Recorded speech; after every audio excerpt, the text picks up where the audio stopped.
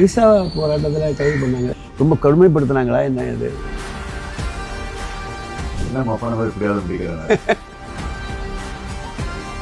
எனக்கு யூனிவர்சிட்டியை போய் படிக்கணும் அப்படின்னு ஆசை. போகும்போது எங்கள் அம்மா உண்மையாக தான் நிற்கும். அது வந்து ஒன்றிய அரசு 76 உங்களுக்கு 85.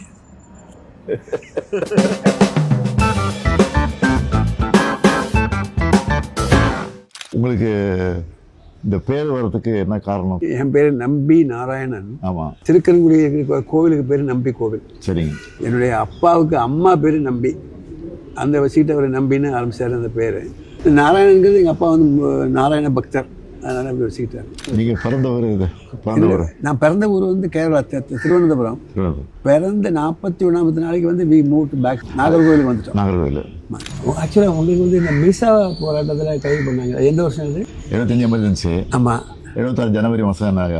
ஆமாம். அதை கேட்கலாமா? நீங்கள் எப்படி அதை ஃபீல் பண்ணீங்கன்னு அது சொல்லுங்கள். எப்படி அது மிசா அது ரொம்ப கடுமைப்படுத்தினாங்களா என்ன இது?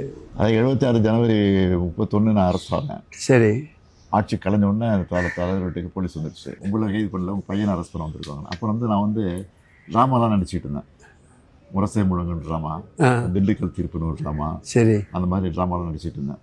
அதனால் என்ன அரெஸ்ட் பண்ண சொல்லி அங்கே ஆர்டர் போட்டாங்க. உங்களுக்கு மேலேருந்து உங்களை அரெஸ்ட் பண்ண வரல, உங்கள் சன்னை அரெஸ்ட் பண்ண வந்துருக்கேன் சார். அவன் நாடகத்துக்கு போயிருக்கான், நாளைக்கு நைட்டு தான் வருவான், வந்தோன்னு நானே ஃபோன் பண்ணுறேன், ஃபோன் பண்ணி வந்து அழைச்சிட்டு போங்க அப்படின்னு சொல்லி அனுப்பிச்சிட்டாரு. அதுக்கப்புறம் நான் ஸ்ட்ரெயிட்டாக வீட்டுக்கு வந்துட்டேன். தலைவரை ஃபாதரை பார்த்தேன். நான் அரெஸ்ட் பண்ண போலீஸ் வருது, நான் ஃபோன் பண்ணி சொல்ல போகிறேன் கமிஷனருக்கு, ரெடியாக வந்தார். உடனே பிடிச்சி வச்சு ரெடியாகி கிளம்பிட்டேன். எனக்கு ஃபஸ்ட்டு ஜெயிலில் தான். எப்போவுமே கைதிகளை வந்து சிறைக்கு வந்து நைட்டில் நாட்டக்கூடாது. ஆனால் என்னை வந்து என்ன பண்ணுறாங்கன்னா, நைட்டாக ஏழுக்கு கூட்டு போய் உள்ளே போகிறாங்க. எனக்கு சுடுகாடு மாதிரி இருக்குது, 10 பறி கொண்டு மாதிரி இருட்டு போவேன். கைதிகள்லாம் அங்கங்கே அடித்து வச்சுருக்காங்கல்ல, ஒருத்தங்க பாடிட்டு இருப்பாங்க, ஒருத்தங்க கத்திக்கிட்டு இருப்பாங்க, பேசிகிட்டு இருப்பாங்க, ஒரே சவுண்டு. மத்திய சிறை கடைசி பிளாக் 9th பிளாக். அங்கே யாரை அடைச்சி வச்சுட்டாங்கன்னா, அந்த தொழுநோய் அந்த பேஷண்ட்டை தான் அங்கே இருந்திருக்கிறாங்க. ஏன்னா பஞ்சு, இந்த ரத்தம் எல்லாம் எல்லாம் அந்த செவத்தில் இருக்குது. அவன் வரிசையாக 11 ரூம்ஸ். அதில் ஒரு தாராளமாக படுக்கிறதுனா ஒருத்தர் 2 பேர் தான் படுக்கலாம். ஒரு ரூம்லேயும் 9 பேர் 10 பேர் படுத்திருக்காங்க. எல்லாம் தூங்கிட்டு இருக்காங்க. நான் உள்ளே போன உடனே தெரியாமல் இருட்டில் ஒருத்தர் மீச்சிட்டேன் கையை. யாருன்னு பார்த்தா வீரமணி. ஓ, தம்பி முடிச்சாரு. என்ன சாரிண்ணா நீங்கள் ஆமாம் வாவான்னு கூப்பிட்டாரு. அந்த சென்னை சிறைச்சாலை பொறுத்த வரைக்கும் என்னென்னா, வித்யாசாகர்னு ஒரு சூப்பரண்ட் இருக்காங்க. அந்த சூப்பரண்ட் வந்து பச்சைபாஸ் காலேஜ் ட்ரஸ்ட்டில் எலெக்ஷன் நிற்கிறாரு. அப்போ வந்து NVN சோமுன்னு அந்த திமுகவில் அவர் நடராஜன் அவர் ஏற்றுன்னு ஜெயிச்சிட்டாரு. அதில் அவருக்கும் அது மிஸ்ஸா கைதிங்கிறது ஒரு நாளைக்கு 40 ரூபா 60 ரூபா செலவு பண்ணணும். ஒரு கைதிக்கும் ஃபேன் போட்டு கொடுக்கணும், பெட்டு கொடுக்கணும், கொசு வரை கொடுக்கணும், பேஸ்ட்டு கொடுக்கணும், ப்ரெஷ்ஷு கொடுக்கணும், எல்லா ஃபெசிலிட்டிஸும் இருக்குது. ஆனால் எந்த வசதியும் கிடையாது. 9 பேர் வரிசையாக படுக்க வச்சுருக்காங்க. யூரினுக்கு ஒரு பானை, குடிதண்ணீருக்கு ஒரு பானை பக்கத்தில் இருக்கும். அந்த மாதிரி அது சில யூரின் பாஸ் ஆகி ஃபுல்லாகி வழியும்.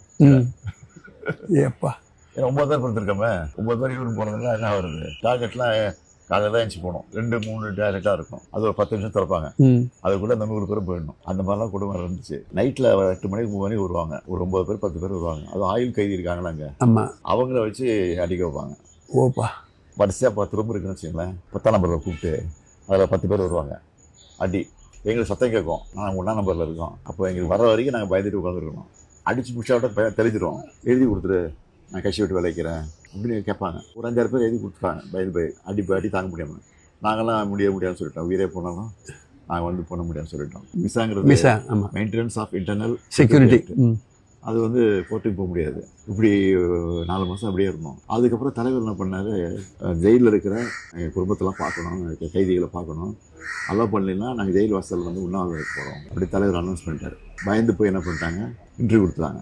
ஃபஸ்ட்டு தலைவர் கொடுத்தாங்க. தலைவர் தான் பார்க்க மாட்டேன்ட்டார். கட்சிக்காரனா எவ்வளோ பேர் இருக்கான், என் பிள்ளைய நான் ஃபஸ்ட்டு பார்க்க மாட்டேன், அவங்களெல்லாம் அலோவ் பண்ணுங்க, பண்ண பிறகு நான் பார்க்குறேன் சொல்லிட்டேன்.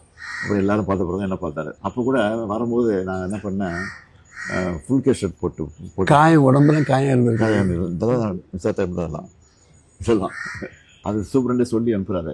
மேலே கூப்பிட்டு இந்த காயெல்லாம் காட்டக்கூடாது, ஃபுல் கேஸ் ஷர்ட்டை போட்டுவாங்க அப்படின்னு சொல்லி ஃபுல் கேஸ் ஷர்ட்டை போட்டு சொன்னார். அப்போ தலைவருக்கு வந்தோன்னா தலைவர் புரிஞ்சுக்கிட்டாரு. 1 வருஷம் கரெக்டாக 1 இயர் தான். 1 இயர் இவ்வளோ இருக்குதுங்க. ஆமாம், 1 இயர் தான். வெளியில் வந்த பிறகு நாங்கள்லாம் சேர்ந்து கம்ப்ளைண்ட் பண்ணி அப்புறம் இஸ்மாயில் கமிஷன் என்கொயரின்னு ஒன்று போட்டாங்க. அதில் போய் இதெல்லாம் நான் சொல்லியிருக்கேன், எல்லாம் பதிவாகிருக்கு. நான் 89 ஜெயிச்சு உள்ளே போகும்போது தலைவர் சிஎம் இருக்காரு. அப்போ நான் இதெல்லாம் ரெக்கார்ட் பண்ணியிருக்கேன் அசம்பிளியில். இதே மாதிரி தான் ஒரு காரணம் இல்லாமல் ஒரு ஃபேப்ரிகேட்டட் கேஸில் அரெஸ்ட் பண்ணுறாங்க. நானும் அதே மாதிரி தான் கிட்டத்தட்ட அனுபவிச்சிருக்கேன். இதில் எப்படி இன்ட்ரெஸ்ட் உங்களுக்கு வந்தது? நீங்கள் படிக்கும் போதே வந்துருச்சா?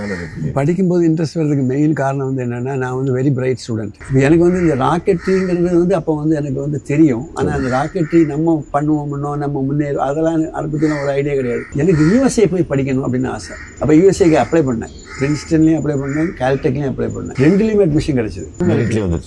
வந்துருச்சு. போகும்போது எங்கள் அம்மா வந்து ஒரு heart patient. 6 days or number. Doctor சொல்லிட்டாரு, எத்தனை நாள் ஆகும்னு சொல்ல முடியாது, நீ போன உடனே கூட அவள் செத்து போயிடலாம் அப்படின்னாரு. நான் பயந்து போய் உட்காந்துட்டேன். அந்த வருஷம் கட் பண்ணேன். அதுக்கு அடுத்த வருஷமும் கட் பண்ணேன். அடுத்த வருஷம் கட் பண்ணும்போது தான் எங்கள் அம்மாவுக்கு தெரியுது நான் வந்து வேணும்னே அவளுக்கு அப்படி இங்கே உட்காந்துருக்கேன் அப்படின்னு. அதுக்கப்புறம் அவங்க இறந்து போயிட்டாங்க 2-3 வருஷத்துக்கு பிறகு. நானும் அதுக்கடுத்து ஐஎஸ்ஆர்ல ஜாயின் பண்ணி போயிட்டுருக்கேன். இன்ஜினியரிங் காலேஜில் படிக்கும்போதே நான் வந்து ஆடிட்டோரியல் கான்டெஸ்ட்டில் கலந்துருக்கேன். 63-64 காலகட்டத்தில் அண்ணா வந்து ஒரு ஜட்ஜாக இருக்கார். அப்படி தான் ஃபஸ்ட் டைம் நான் அண்ணாவை பார்க்குறது அங்கே வச்சு தான் பார்க்குறேன். அண்ணா பார்த்தது அப்போ? ஆமாம், அப்போ தான் பார்க்குறேன். அவர் டேரெக்டாக இந்திய எதிர்ப்பு போராட்டம் நீங்களே போனீங்களா? இந்திய எதிர்ப்பு போராட்டத்தில் நாங்கள் ஆக்சுவலாக பயந்து போயிட்டோம். மதுக்கரையில் வந்து ஷூட்டிங் நடக்குது, கோயம்புத்தூர் மதுக்கரை. நாங்கள் தொடங்கினது வந்து மதுரையில். கோயம்புத்தூர் பண்ணி அது கையை மீறி போயிடுச்சு. நாங்கள் எதுலையுமே வன்முறையில் ஈடுபடணும்னு நாங்கள் அதுக்கு போகவே இல்லை. ஆர்மி வச்சு அவன் வந்து இவ்வளோ மாதிரி ஒரு சாதாரண துப்பாக்கி வச்சு ஷூட் பண்ண மாட்டான். அது எத்தனை பேர் இறந்தாங்க? ஆமாம், 300 பேருக்கு மேலே இருக்கும். ஆனால் வெளியில் சொன்னது வந்து 10 பேர், 20 பேர், 22 பேர் சொன்னாங்க. இந்த மொழி வந்து நம்ம ரத்தத்தில் ஊர்னது. இருக்கக்கூடிய தலைவர்களையே அதுக்காக வேண்டி பாடுபட்டு இருக்கிற ஆள் நீங்கள் ஒரு ஆள் தான். அண்ணா மீது வந்து உங்களை எப்படி பற்று வந்தது? ஒரே ஒரு காரணம் தான், அவருடைய பேச்சு திறன். நாகர்கோவிலில் வந்து திமுக மகாநாடு நடக்குது. மழை தண்ணி இது வரைக்கும் நிற்கும். அப்படியே நின்றுட்டு நாங்கள் பேச்சை கேட்குறோம். அது ஒரு மெஸ்மரைசிங் டாக். அப்படியே அந்த கூட்டம் அப்படியே நிற்கும். அவருடைய வார்த்தைகள்லாம் எண்ணப்பட்ட வார்த்தைகள். மிஸ்டர் அண்ணாதுரை ஒரு டேஸ் ஆர் நம்பருங்கிற போது, but my steps R measured number. Immediate. அதாவது அதுக்கு ஒரு நிமிஷம் யோசிக்கிறது கூட கிடையாது. ஆங்கிலத்திலையும் சரி தமிழ்லையும் சரி அவரை பிடிச்சதுக்கு யாரும் கிடையாது. ஏன் அவங்க கலைஞர் எடுத்தீங்க, அவருடைய பேச்சுமே வந்து அதுக்கு இதில் எமோஷன் இருக்கும். ஒரு மாதிரி உறங்கிட்டு இருக்காங்க, முழிச்சிருவோம். திருக்குறளுக்கு உரை எழுதியிருக்காங்கல்ல, பரிமேலழகர் எழுதியிருக்காரு. அப்போ குறள் இவர் எழுதியிருக்கிறதுல, தெய்வம் தொழால் கொழுநன் தொழுதழுவாள் பெய்யனை பெய்யும் மழை. அந்த இன்டர்பிரிட்டேஷன் வந்து யாருமே சொல்லலை. அண்ணா கிட்ட நேரடியாக நீங்கள் பேசியிருக்கீங்களா? பேசியிருக்கேன், நான் பேசியிருக்கேன். என்ன எந்த விஷயம் பேசியிருக்கேன்? என்ன ஞாபகம் இருக்கு உங்களுக்கு? 2-3 ஞாபகம் இருக்குது. எனக்கு அவருக்கு கனெக்ஷன் ஒன்றே ஒன்று தான். எனக்கும் தமிழ் பிடிக்கும், அவருக்கும் தமிழ் பிடிக்கும். அப்போ ஆக்சுவலாகவே அந்த சமயத்தில் வந்து தமிழுக்காக வேலை பார்க்கலாங்கிற அளவுக்கு நாங்கள் வந்துட்டோம். அப்போ அவர் சொன்னார், நீங்கள்லாம் முதல்ல நாட்டுக்கு பண்ணிக்க போங்க, இங்கே வராதிங்க. ஸ்கூலில் படிக்கும்போது இளைஞர் திமுகன்னு ஒரு மன்றம் வச்சுருந்தேன். அப்போ அவருக்கு மணி விழா நடத்தணும்னு சொல்லி நான் பிளான் பண்ணுறேன். அப்போ வீட்டுக்கு போகிறேன். அவர் உடம்பு சரியில்லாம் பார்க்க முடியாது அப்படின்ட்டாங்க. இது எப்படி அண்ணா மெசேஜ் போய் எதுக்கு வரலாம் வருஷம் அப்படின்ட்டாரு. அவருடைய காரை அனுப்பிச்சு வைக்கிறாரு. இந்த கார் நம்பரோட ஞாபகம் இருக்குது, 7007. அந்த கார் நம்பர் மஞ்சள் காரு. அந்த டிரைவர் பேர் சண்முகம். அந்த கார் வருது எனக்கு. இவ்வளவு ஞாபகம் எப்படி வச்சிருக்கீங்கன்னு எனக்கு அதிசயமா இருக்கு. எதுக்கு வந்தேன்னு கேட்டார். இந்த மாதிரி நாங்கள் ஒரு மன்றம் வச்சிருக்கோம், மணி விழா நடத்த போகிறோம், நீங்கள் வரணும் அவசியம். சரி, அப்போ நான் சொல்கிறேன் அப்படின்னாரு. இல்லை நீங்கள் பேர் சொல்கிறேங்க. என்ன அப்பா மாதிரி இப்படியாவது முடிக்கிறாங்க. இன்னொரு இது கூட உங்கள்கிட்ட ஷேர் பண்ணிக்கணும். மகேந்திரகிரி ப்ராஜெக்ட் எங்கள் அந்த இடத்துக்கு கொண்டு வர்றதுக்கு ஒரு மெயின் காரணம் வந்து, நான் வந்து அதனுடைய சர்ச் கமிட்டி, எங்களுடைய திரவ எரிபொருள் திட்டம் வந்து அங்கே தான் இருக்குது, மகேந்திரகிரி. பொதிகை மலைன்னு சொல்லக்கூடியது அதுதான். அதுக்கு பேக்கில் இருக்கக்கூடியது பேர் மகேந்திரகிரி. இந்த வந்து பொதிகைன்னு வைக்காமல் மகேந்திரகிரி பேரை தப்பாக வச்சுட்டோம். நான் வந்து கிட்டத்தட்ட 27 தடவை அந்த மலைக்கு மேலே ஏறி இருப்பேன். இன்றைக்கி உள்ள மலை இல்லை, இன்றைக்கி உள்ள மலையில் ரோடு கீடு எல்லாம் இருக்குது. அன்றைக்கி காடு நாகப்பாம்பும் அது அந்த மாதிரி மலையில் ஏறி போயிருக்கோம். கீழடி பொருணையெல்லாம் பார்த்துருக்கேன். கீழடி ஆராய்ச்சி தான் சார். கீழடியை பற்றி எனக்கு வந்து ஒரு கருத்து இருக்குது. கீழடி பற்றி இல்லை, பொருணையை பற்றி ஒரு கருத்து இருக்குது. அது வந்து ஒன்றிய அரசு கோஆப்ரேட் பண்ணாங்க, நல்லா வரும். உண்மையாக தான் நிற்கும். நம்முடைய சங்க இலக்கியங்களில் இதனுடைய சான்றுகள் இருக்குது. பூம்புகார் நம்ம வந்து கடல் ஆராய்ச்சி காவிரி பண்ணோம், அது கலைஞர் இருக்கும்போது பண்ணார். அதுக்கப்புறம் வந்து ஏன் உண்மை பண்ணலைன்னு எனக்கு தெரியல. இப்போ அது கவர்மெண்ட் மாறுறதுனால அப்படியே விட்டாங்க. அதை நீங்கள் பண்ணிங்கன்னா ரொம்ப நல்லாயிருக்கும். பண்ண ஆரம்பிச்சாங்க. ஆமாம், உங்களை மாத்திரம் தான் நம்பி இருக்காது, வேற ஒன்றுமே இல்லை. இப்போ வந்து காலை உணவு நீங்கள் கொடுக்குறீங்களா, இது one of the fantastic suggestion. இப்போ என்ன அடிப்படை தேவை நமக்கு? மக்களை வந்து ஓரளவுக்கு அறிவு கொண்டு வரணும், எஜுகேஷன் கொண்டு வரணும். இப்படி காமராஜுக்கு வந்து மதிய உணவு திட்டம் பேர் கொடுத்ததோ கரெக்ட். அது மாதிரி திராவிட மாடல் அரசுக்கு வந்து காலை உணவு திட்டம் வந்து கரெக்ட் பேர் தேடி கொடுத்துருக்கு. ஆமாம். விண்வெளி தழும்புகள் எனக்கு ஏற்பட்ட துன்பம் வாழ்க்கை சரித்திரம் கூட தமிழ் டிரான்ஸ்லேஷன் மாதிரியே இருக்காது. உண்மையிலேயே தமிழ் எழுதுன மாதிரி இருக்கும். முடிஞ்சால் நீங்கள் வாசிச்சு பாருங்கள். டெஃபினட்டாக கையெழுத்து தமிழ்லேயே போட்டு அனுப்பி. நன்றி நன்றி நன்றி, மகிழ்ச்சி. இது வந்து என்னோடது உங்கள் ஃபோட்டோகிராஃபி தீப்பரவாட்டம் தோட்டாதாரணி தெரியுது. தான் இது பண்ணது. One of the best art directors.